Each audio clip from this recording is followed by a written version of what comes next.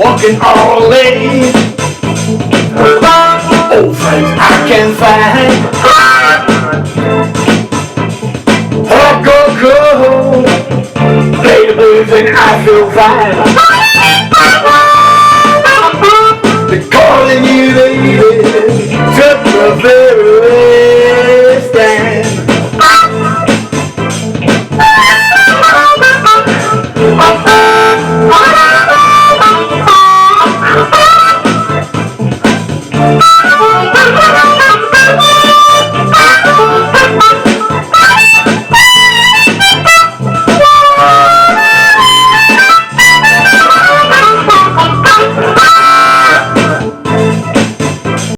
Hey, welcome to the channel all about the blues harmonica. So if you haven't already, thumbs up, subscribe.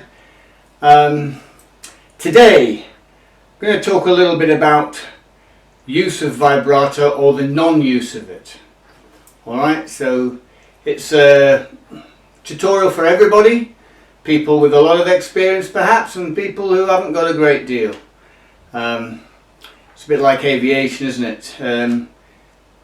What constitutes people having a lot of experience? Well, you know, you could have somebody with several hundred hours experience in a light plane, but perhaps all they've ever done is jump into a little Cessna 172 Skyhawk and shot up and down a pipeline all day long looking for leaks in nice calm weather, and they've got a few hundred hours under their belt, but really not a great deal of experience. On the other hand, somebody could be have less hours but have an awful lot of experience depending on the circumstances they've found themselves in. Going back to aviation again, you'd be looking at different changing weathers and scenarios and all the rest of it. So you can see that it doesn't always follow that just because somebody says, oh, I've been playing for 20 years or 30 years, or I've been playing for 10 years or 5 years, it doesn't matter. When I was a jazz saxophonist, that was one of the most common things people would come up to a bar and say to you. Hey, that's great, man, how long have you been playing? You know, or words to that effect. And the answer? Well, about 10,000 years. In other words, I don't want to talk to you about that. In fact, I don't want to discuss that at all. I don't want to discuss anything to do with music. And you have these stock answers for people because, you know, you can have a young kid that's been playing for 2 or 3 years and a bloody genius on it as a jazz player or as a blues player, and you can have another guy that's been playing for 30 years and is pretty hopeless, you know. And then you get all the different parameters in between of people elevating their status from one thing to another, or the ego of believing they're actually improvising when it's all set, sort of a set display but cons its audience. So there's all those sort of things going on. And you'll learn to recognize this, of course, yeah, you guessed it, with experience.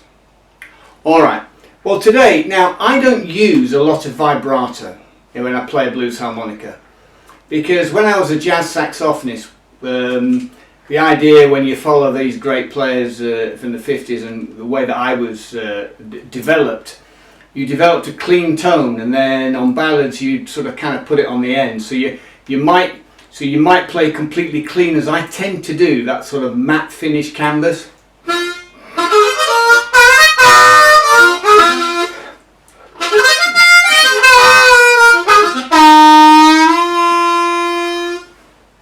Then you might drop it on the end.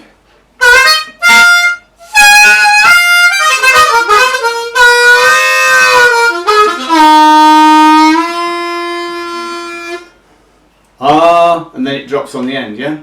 Something like that. Alright? So, you might have something of that nature. Now, you can play alto clean.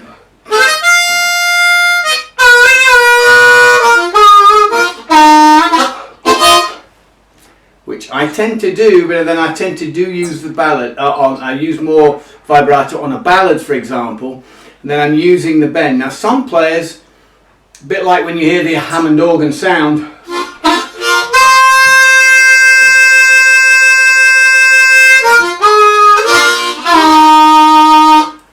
because that sort of oscillation comes in right at the time. You have to be careful because you can, particularly with woodwind, when you're a saxophonist or whatever, I used to teach hundreds of people this and tell people this. You've got to be careful, particularly the guys that want to go the soul route, that they end up sounding like a 1930s Agatha Christie style saxophone, which kind of went out from the 30s to 40s. That's okay if you're a professional and you're asked to play in that particular style and you know how to do it, of course. But the sensible thing, of course, is to pick a style, develop along it, develop into yourself and stick with it. As I try and tell people, 90% of the people don't do that for some strange reason. You know, you can coach people, and if they stick with the coach, they go on to other players later, but they don't. You give them, sometimes you give them some ideas to go with, they do a little bit of it, but then they think they'll drift off and look at this and look at that, and that's not the way to forge ahead quickly. It's a way to get there in a roundabout fashion which can take them several lifetimes. But there, you know, some people are there to discover that for yourself. So you have to decide when you're playing which style you're going to come in at. Of course, whether you're just playing a rhythmic style or you're going to be playing a more inventive style. My style is more of the Chicago thing, where I want like a bass figure idea, or I want a groove idea, and variances along that for me to work from. That's what gives me my stimulus to play and perform and play differently every time. Now, back in the day, a lot of people like this Sonny Terry thing. I don't know why. It's not for me. I mean, it's great for the people that love that. They like the acoustic guy with just the guitar, and that's fantastic. All the whooping and hollowing, all your sort of you and all that sort of stuff, you know, that people do. Fantastic. It's not really for me. That's another rhythmic concept where you're doing some simplistic things and then creating layers upon layers of sort of rhythmic shape inside one positions. Okay, but that's something else. So you have to decide which route you're going to go in. I tended to play most of my time through microphones like this, so I'm not in this kind of area.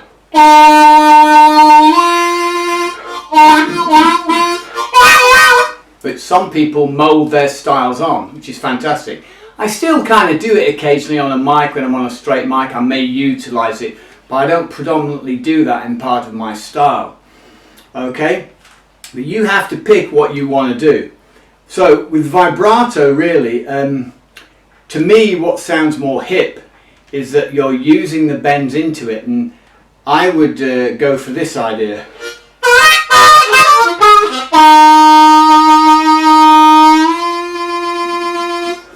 So I bend into it.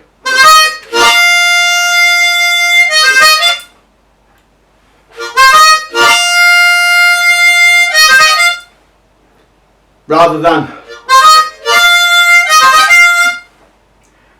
Now in straight blues it's good to do both ways. I kind of use both depending on what I'm doing. But again, you should try and do it from feel, from how you feel in that moment, and not really rely on just mimicking from somebody else. You get to a stage where you start hearing it, so that then you just naturally adapt and accommodate. Alright? So there's a few tips for people on vibrato. Straight in, or not at all. No, still put a bit in there, didn't I? Or, you know, or variations of it. The actual way of doing vibrato, of course, the throat or from the lip. You choose which one you want to do. I've done videos on that, or there's plenty on that out there online. And remember that blues isn't just about playing a set of licks. It's about evolving the licks to your licks in the moment, at that point, and also playing offline. Okay, and that's something that usually people need to be coached on, because that's something that it's sometimes quite tricky for people to grasp early on. Alright, so you can get me for lessons on Harpo the Healer Wicks. Check out my podcasts, all about some about blues harmonica, lots about mysteries, unsolved things, crime, all sorts of things. The Con Artist, I think, was the last one I did. Lots of stuff there. You'll see a link for it in the description below. As always, stay safe out there. I'll catch you on the rebound.